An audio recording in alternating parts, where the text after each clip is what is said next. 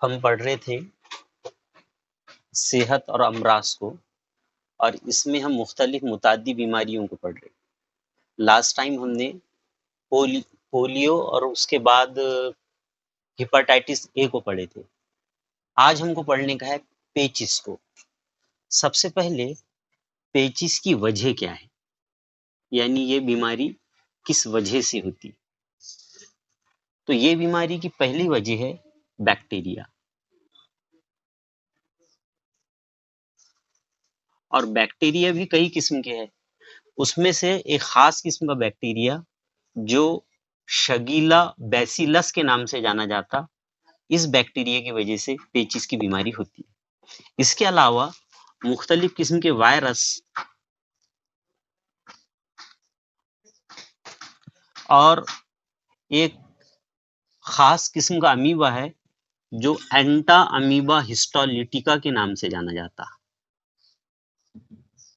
Anti amoeba ہسٹولیٹیکا کے نام سے جانا جاتا۔ اس امیبا سے بھی یہ بیماری ہوتی، یعنی بیکٹیریا، وائرس اور اینٹا امیبا ہسٹولیٹیکا جب انسان کے جسم میں داخل ہوتے تو ان کی وجہ سے ہم پیچس کی بیماری میں مبتلا ہوتے۔ دوسرا پوائنٹ ہے اس میں بیماری کا پھیلاؤ یا مرض کا پھیلاؤ۔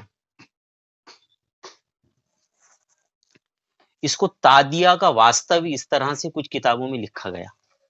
مطلب یہ کہ بیکٹیریا، وائرس، اینٹا امیبا ہسٹولیٹیکا ان کی وجہ سے یہ بیماری ہوتی، ٹھیک ہے، لیکن سوال یہ پیدا ہوتا کہ یہ پیتھوجن ہمارے جسم میں کس طرح داخل ہوتے؟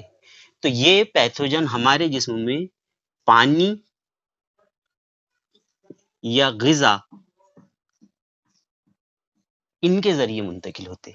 اس کا مطلب یہ ہے کہ اگر یہ پیتھوجن پانی میں شامل ہے اور غذا میں شامل ہے، اور ایسے پانی اور غذا کا ہم استعمال کرتے تو ہمارے جسم میں یہ پیتھوجن داخل ہوتے۔ یہ ہے مرض کا پھیلاؤ، یعنی ہمارے جسم میں پیتھوجن کے جانے کا ذریعہ۔ اس کے بعد تیسرا پوائنٹ ہے اس میں مرض کی علامتیں۔ علامتوں کا مطلب ہے نشانیاں، یعنی ہم کو یہ بیماری ہے، یہ ہم پہچانیں گے کس طرح سے؟ تو یہ بیماری کی خاص پہچان یہ ہے کہ مریض کے پیٹ میں درد ہوتا،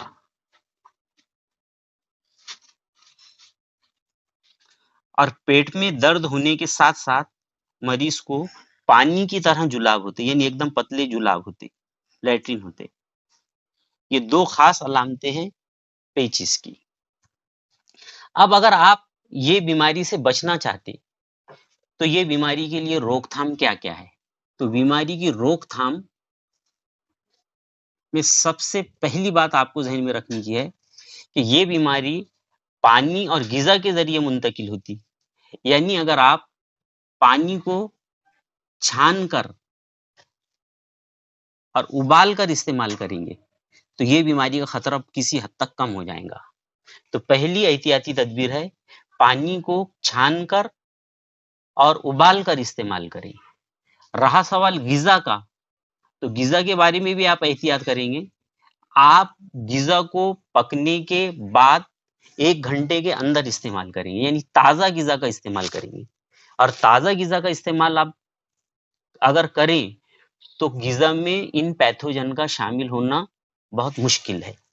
تو تازہ غذا کا استعمال، اور اس کے بعد اگر آپ غذا کو اسٹور کر کے رکھ رہے، ہمارے گھر میں پکانے کے بعد میں اگر آپ کھانے تک غذا کو رکھ رہے تو غذا کو ڈھک کر رکھنا ضروری ہے۔ اور آخری اس میں احتیاطی تدبیر یہ ہے کہ ہم اگر مریض کو بار بار جلاب ہو رہے تو اس کے جسم میں پانی اور نمکیات کی کمی ہو سکتی، اور یہ کمی اس کے بلڈ پریشر اور اس کی صحت کے لیے کافی نقصان دہ ثابت ہو سکتی۔